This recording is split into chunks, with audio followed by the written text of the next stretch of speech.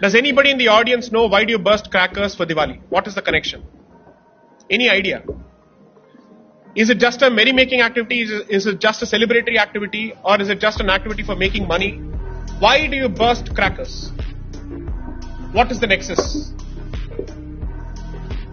So here's the sequence. What comes before Diwali? You have the Shraddha period, the Mahalaya Paksh. Then you have Diwali.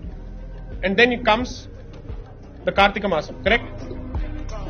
Here's the understanding. And you will find parallels to this structure or to this tradition even in China. So what are you doing during the Shraddha period or during the Mahalaya Paksh period? The understanding is that your ancestors have come and you're supposed to feed them. That is what effectively you do. They've come. Now they have to go back. They don't know the way. You light the sky for them to find their way back to heavens. There is scripture after scripture after scripture that says that this is to be done. It's called Akasha Deepak. We had to cite all of the scripture before the Supreme Court because the Supreme Court in just 8 lines without discussing any evidence had taken a position that bursting of firecrackers during Diwali is a mere celebratory activity. It's a merry-making activity. It is not a ritual. I'm sorry, it is a ritual. You can regulate it. You can limit it.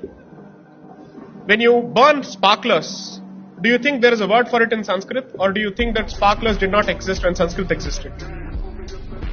So the word for it is Ulkadana. You will find references to it in a scripture called Kartika Mahatmyam.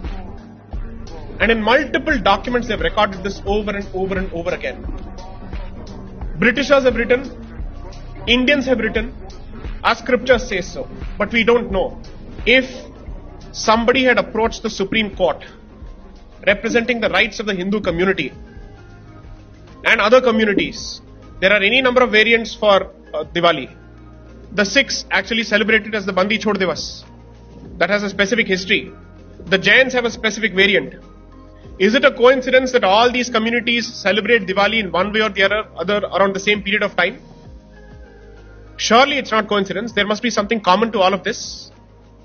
So considering all of this, what does it tell you?